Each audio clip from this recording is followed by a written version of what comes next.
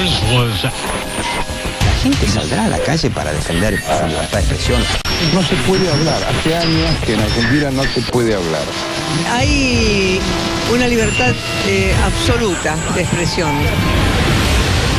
¿De qué estamos hablando? Libertad de prensa, ¿verdad?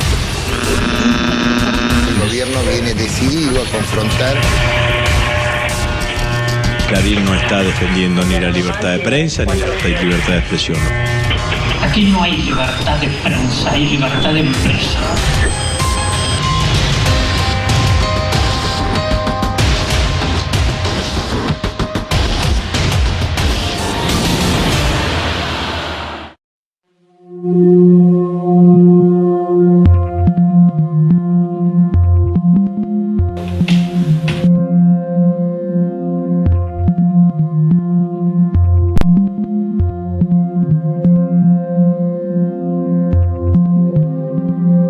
El Grupo Clarín es el mayor conglomerado mediático de la Argentina y uno de los más importantes de Latinoamérica. Por su poder de fuego, se ha constituido en un factor destituyente para cualquier proyecto democrático. Pero no siempre fue así. El río Aguapey Depósito Puerto parte de las 16 unidades de la moderna y ultrarrápida rotativa adquirida por el diario Clarín.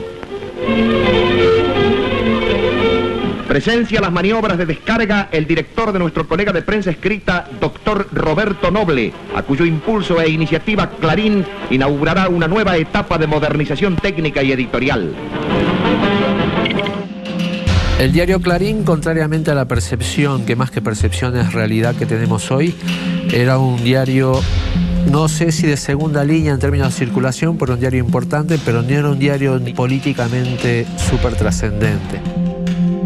Es un diario de clases medias, básicamente, opaco, no muy trascendente políticamente, pero sale de la dictadura convertido en el gran nuevo rico. La transformación de Clarín, un diario menor, en un poderoso monopolio multimediático, está vinculada en gran medida al nombre de Héctor Manieto. Héctor Manieto originalmente era un joven estudiante, contador, nació en Chivilcoy, formado en la Universidad de La Plata, militante desarrollista desde muy pibe, desde muy joven, que es traído, si no recuerdo mal, por Rogelio Frigerio, el gran cerebro económico del desarrollismo, para manejar administrativamente al diario. Se hablaba de que la conducción de Clarín era Frigerio, pero que los números estaban a cargo de Manieto, que además venían, era un grupo de gente que habían venido de La Plata, que habían venido con él, con Pagliaro y con Aranda. Manieto siempre, de alguna manera, simbolizó, expresó, manifestó su voluntad de ser un hombre de poder en Argentina. Se gana lentamente la confianza de la viuda de Noble, de Ernestina Herrera de Noble, sigue ganando confianza al punto que es el tipo que termina decidiendo con Ernestina y con algunos otros esa ruptura hasta entonces sacrosanta de las relaciones de Clarín con el desarrollismo. Manieto no es desarrollista, Manieto es un lobista bucanero de la política que no le importa nada lo ideológico, sino le importan los negocios.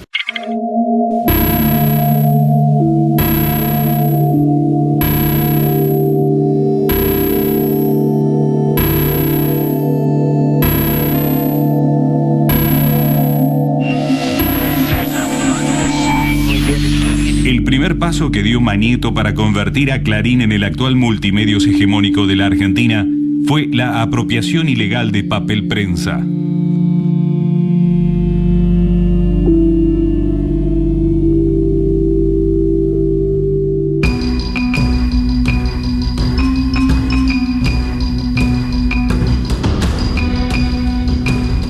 Papel Prensa es un emprendimiento que nace como idea en la época de la dictadura de Juan Carlos Onganía, donde deciden armar una empresa productora de papel, se llama un concurso internacional. Posteriormente, sin que la empresa hubiera empezado a funcionar realmente, sus acciones son compradas ya en el año 73, 74, con el gobierno de Cámpora y Perón luego, por David Graeber. Graeber no llega a ponerla en pleno funcionamiento porque se produce su muerte en ese extraño accidente que todos sospechan que fue más bien un atentado que le cuesta la vida en Acapulco en agosto del 76.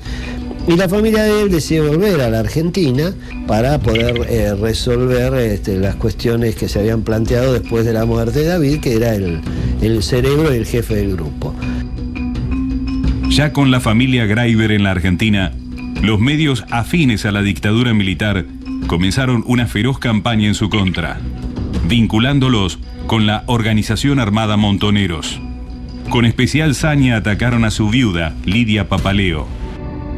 La operación estaba destinada a apropiarse de papel prensa.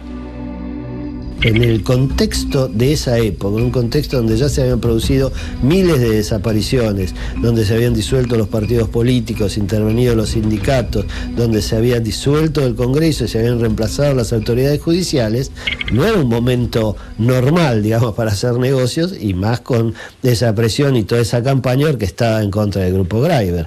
Allí es donde finalmente los citan a los integrantes del grupo a una reunión en la sede del diario La Nación, se introducen en lugares separados, en oficinas separadas, sin que cada uno de los que estaba supiera quién estaba en la otra oficina. Los que participan son Juan Graiber y su esposa Eva Guidnach, y en la otra oficina estaban Lidia Papaleo, la mujer de Graiber, con el señor Magneto. Se me acercó un señor que se presentó, que era el señor Magneto, y me dijo que tenía que firmar o íbamos a perder la vida mi hija y yo, que no me quedaba otra alternativa. Y yo no dudé que era cierto en ningún momento, porque ese hombre tuvo la mirada que marcó definitivamente el dolor en mi vida y la pérdida y la amputación de 6 años de mi vida.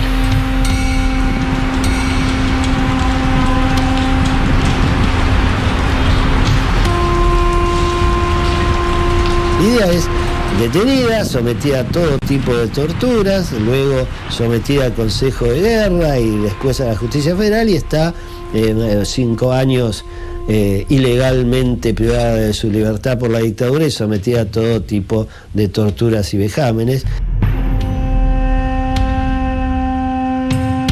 2 años después, Bernardo Sofovich, que era el abogado de Clarín, me anuncia que iban a hacer una asamblea en el término de 1 mes o 2 meses de papel prensa en el Banade, donde iban a, a hacer una recapitalización de las acciones, con lo cual iban a licuar las acciones prácticamente de María Sol Graiber, la hija de David Graiber, cuya tutora era mi hermana Lidia, que estaba detenida. Entramos un poquito, yo los vi, estaba Magneto, Laínio padre, Laínio hijo, estaba Peralta Ramos de La Razón. Yo los conocía a todos porque yo había trabajado en La Razón y conocía el medio, y a los directivos de cada lado, obviamente. Y vino un oficial del ejército, creo que era un coronel, y nos dice que no podíamos asistir, le mostramos. Nos sacaron disparando de la asamblea, ni pudimos entrar a la asamblea, ni pudimos participar.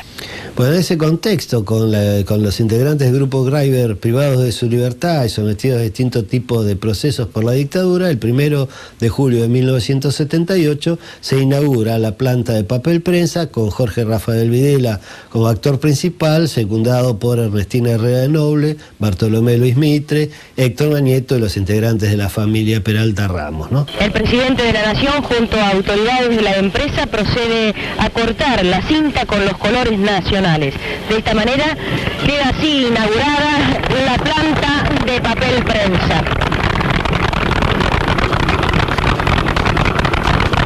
3 grupos empresarios en realidad conforman la participación privada gruesa. 3 grupos empresarios que por su función específica son en alguna medida competidores. Pese a ello, los 3, con un objetivo común, como una sola entidad, pusieron todo su esfuerzo junto con el Estado para llevar adelante este proceso. Esto es todo un mensaje. Clarín se queda, junto con sus socios, el Estado terrorista, La Nación y La Razón, con la planta fabricante de papel, y eso le da una ventaja competitiva gigantesca respecto de los demás diarios. Clarín fabrica su propio papel a un precio mucho más barato y los otros lo acceden a un precio mucho más caro.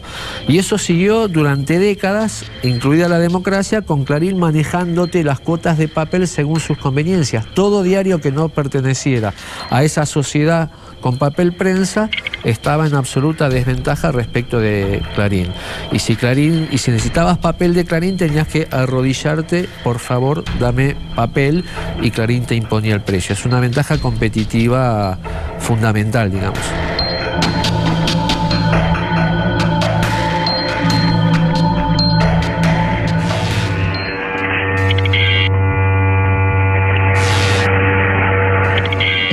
En 1983, la dictadura militar se ve obligada a llamar a elecciones democráticas.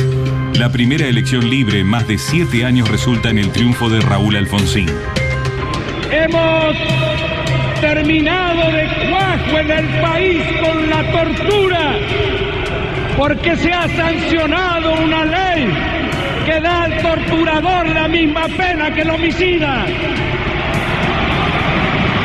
Hay una etapa famosa, muy bien pensada, que es el día de las elecciones, ¿sí? Octubre de 1983. La etapa de ese día de Clarín es: llegamos, nosotros llegamos, como diciendo, Clarín y ustedes, nuestros lectores, somos un nosotros, nos recontraidentificamos, hay toda una operación de sentido ahí, llegamos. Y era un llegamos que implicaba un alivio colectivo. Estaba muy bien pensado ese título, porque hasta hacía semanas en Argentina había un profundo miedo y un profundo escepticismo de que efectivamente hubiera elecciones. Ese llegamos era: wow, se acabó la dictadura, ¿sí? Hay un nivel de complicidad con los lectores y una búsqueda de complicidad que muestra algunas de las mejores astucias del diario Clarín.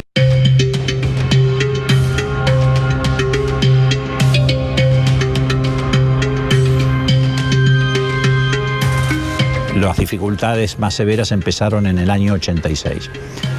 Más precisamente cuando el grupo empezó a presionar para que derogáramos el artículo 45 de la Ley de Radiodifusión, que impedía que editores gráficos pudieran a la vez ser titulares de licencias de radio y televisión. Y bueno, en una oportunidad me llama Mañeto, a quien yo no conocía, y me plantea en un café que tomamos en Clarín que ellos pretendían que se derogara el artículo 45. Obviamente yo lo hablé con el presidente, con Alfonsín, decidimos mantener ese artículo de la ley, y ahí comenzaron las dificultades y las tensiones, entre otras cosas porque hacia principios del 87 Clarín adquiere subrepticiamente, a través de testaferros, violentando el artículo 45, Radio Mitre. Y bueno, y ahí empezaron muy fuertes tensiones.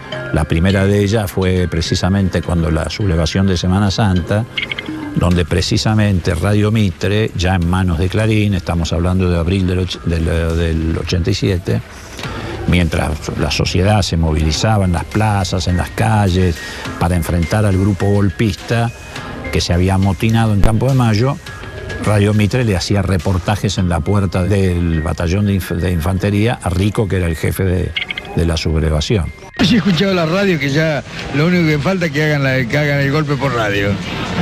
Defiendan la democracia y no la primicia. Claro, correcto, pero doctor, un segundito más, por favor. Después está el famoso recuerdo del día que Alfonsín recibe unas tapas muy agresivas también por parte del diario Clarín, creo que sobre desocupación, y Alfonsín se manda el famoso discurso: no, miren el diario Clarín de hoy, que se especializa en deprimir a los argentinos y demás. Yo les pido que lean el Clarín, que se especializa en titular de manera decidida, como si realmente quisiera hacerle creer la fe y la esperanza al pueblo argentino. Clarín le dedicó prácticamente 3 o 5 tapas y notas políticas a ese enojo de Alfonsín, como diciendo: Alfonsín, no se meta con el periodismo, con la prensa libre. Morales Solá dice: Clarín escribe en el idioma de los argentinos, Clarín no hace política de comité como los radicales, ¿sí? Entonces ya hay una cosa de antipolítica, de desprecio por la democracia, de desprecio por el presidente, muy propia del negocio fácil del periodismo conservador de pegarle siempre a la política. Nosotros somos los transparentes, los fiscales de la política, los serios, los rigurosos, y la política es una porquería. Los últimos años del gobierno de Alfonsín se vieron sacudidos por intentos golpistas, huelgas generales, operaciones mediáticas desestabilizadoras y un cuadro de hiperinflación nunca visto. Un golpe de mercado obliga a Alfonsín a dejar su cargo 6 meses antes de que finalice su mandato. Menem, cuando se hace la transición entre el gobierno de Alfonsín y el de él, digamos, se hace una reunión en La Rioja para acordar los términos de la transición, del adelantamiento de la entrega del poder. Y Alfonsín lo había designado a Terraño para que viajara a La Rioja a conversar con Menem sobre las condiciones del traspaso del poder. Y cuando llega, Terraño se encuentra que Menem lo recibe con Mañeto.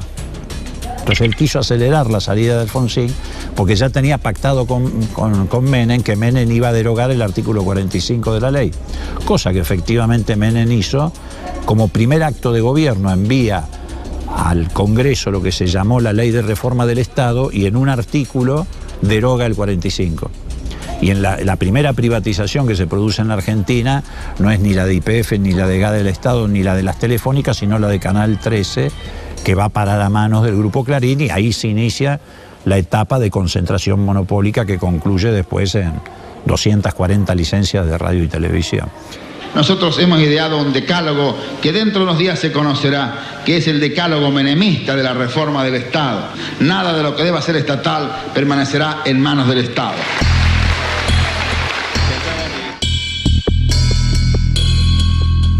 La privatización de Canal 13 fue el monumento a la corrupción de las privatizaciones de Menem. Apenas asume Menem, se cumple el pacto Menem-Clarín, Menem-Mañeto, donde el pacto consistía en el apoyo en la campaña electoral para que Menem llegue a la presidencia a cambio de la entrega de Canal 13 apenas asumía. Y Menem cumple al pie de la letra del pacto, le entrega la administración del canal estatal, porque Proarte era del Estado, se la entrega a Mañeto 6 meses antes de la privatización. Bueno, cuénteme un poco, ¿qué sensación ahora que ya están en poder casi de Canal 13? Tenemos una gran preocupación, que creo que también compartimos con los colegas que fueron adjudicatarios del 11. ¿Qué es lo que va a quedar? Pensamos que tenemos una alta responsabilidad ahora. Esta es una disminución del gasto que va a haber también en el Estado. Es la primera privatización importante que se ha hecho en el país. Es decir, que durante 6 meses, normaliza durante 6 meses todas las cuentas a su favor, y cuando toma posesión formal de la empresa, empezó a levantar dinero en pala porque le habían entregado un canal sin deudas.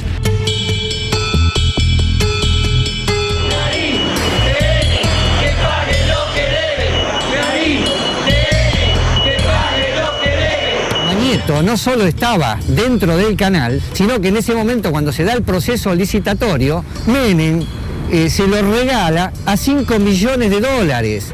Te quiero decir el valor de esos 5 millones de dólares. ¿Cómo pagaron? Lo pagaron con el robo que hicieron de nuestro salario y se quedaron con el vuelto.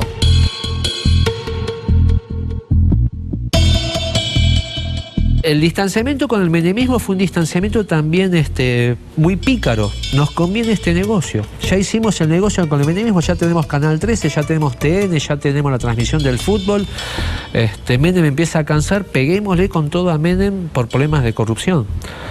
Y nos seguimos fortaleciendo, y eso es espantoso, porque el fortalecimiento de los grupos empresarios privados de medios siempre versus debilitamiento de la política. Y el acercamiento con la alianza es un acercamiento de coyuntura. Bueno, nuestro público va por ahí, el clima social va por ahí, se lo sostiene a De la Rúa 6 meses, 1 año, pero es tan espantoso el gobierno de La Rúa que Clarín también toma distancia con eso.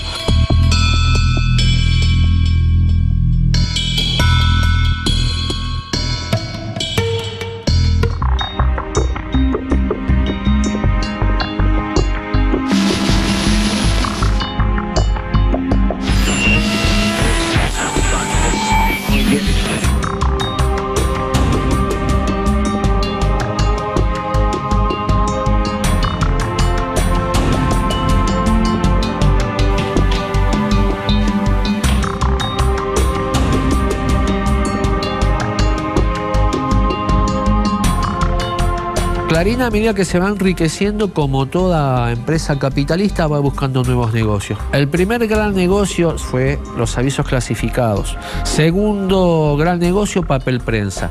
Tercer gran negocio, la búsqueda de negocios en la radiodifusión privada y en la tele. Eso Clarín lo obtiene entre el alfonsinismo y sobre todo en el menemismo. Siguen creciendo los negocios de Clarín. Va después a por la televisación del fútbol. La gran mafia denunciada por Víctor Hugo Morales del manejo del fútbol. Sigue buscando negocios. Bueno, el mundo de Internet, la provisión de servicios de Internet. Y en el momento de las privatizaciones, cuando Menem se inventa lo de las AFJP, Clarín invierte ahí también y crea su propia AFJP. Buscando diversificarse. Aunque parezca chino, ¿qué tendrá que ver el periodismo con el negocio de las jubilaciones privadas? Bueno, en todo caso lo que se puede entender es que no es periodismo, es negocios, es empresa, es capitalismo. En 1994, el presidente Carlos Menem privatiza el sistema previsional argentino. Nacen las llamadas AFJP, administradoras de fondos de jubilaciones y pensiones, vinculadas al mundo de las finanzas. Desde el grupo Clarín, Mañeto crea su propia FJP, que le aporta fabulosas ganancias a costa de los fondos de los jubilados. Por estos manejos, en la actualidad, Mañeto y sus socios del grupo Clarín son investigados judicialmente tras una denuncia por estafa presentada por José Esbatela, titular de la Unidad de Información Financiera del Estado. El sector privado en Argentina y dominante en el negocio de las comunicaciones, que era Clarín, ve esta oportunidad y con el grupo económico que los ordena, no solo a Clarín, sino a más de 200 grandes operadores de la economía argentina, que son clientes de JP Morgan, que se dedica justamente a negocios, a colocar acciones, a armar la fuga de capitales también hacia el extranjero. Organiza cómo financiar con estos fondos de jubilados al sector privado. El sector concerta con los gerentes de la FJP un valor de las acciones muy superior al valor de mercado. Para eso necesita una evaluación que facilita la JP Morgan, sobrevaluando esas acciones que iban a ser colocadas y compradas por las FJP para que ingrese 10 veces más de lo que valían esas acciones. Esto se realiza, las acciones se colocan en el mercado internacional a 30 pesos. Esta situación genera una acumulación que duplica los patrimonios de todos los que participan, y las FJP, que teóricamente tenían que preservar los fondos, tienen una pérdida porque al poco tiempo, digamos, a 2 meses de haber hecho esta operación, las acciones vuelven a bajar al precio de origen. Uno puede ver objetivamente cómo se duplicaron los valores de sus patrimonios, situación que nosotros hemos presentado como prueba de dónde está el dinero de la estafa. Tras la crisis de 2001, el grupo Clarín buscó preservar sus privilegios a pesar del cuadro general de recesión económica que vivía la Argentina. Mañeto negoció con el presidente Eduardo Duhalde una cobertura positiva de sus políticas de ajuste y represión de la protesta social a cambio de favores. Pero en 2003, Néstor Kirchner asume el gobierno y la hegemonía de Clarín comienza a ser cuestionada. No lucramos, Clarín, no lucramos, tenemos convicciones, tenemos ideas, Clarín, no lucramos. No estamos en el negocio de la política, estamos en la transformación de la patria. Clarín, habla con la verdad, decile la verdad a los argentinos. ¿Qué te pasa, Clarín? El 10 de octubre de 2009, el Congreso argentino aprueba la Ley de Servicios de Comunicación Audiovisual, que obliga al Grupo Clarín a deshacerse de licencias para desconcentrar el mercado de los medios. Están decidiendo una parte socialista muy fuerte, directamente relacionado al grupo, bajo la fachada de una ley de medios.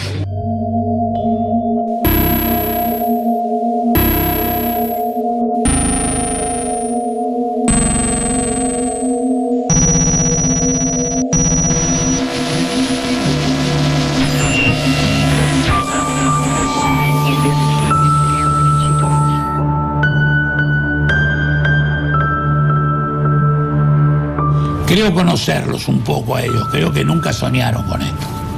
Nunca, ni el más pesimista de ellos soñó con este paisaje. Clarín seguro que perdió prestigio y poder simbólico.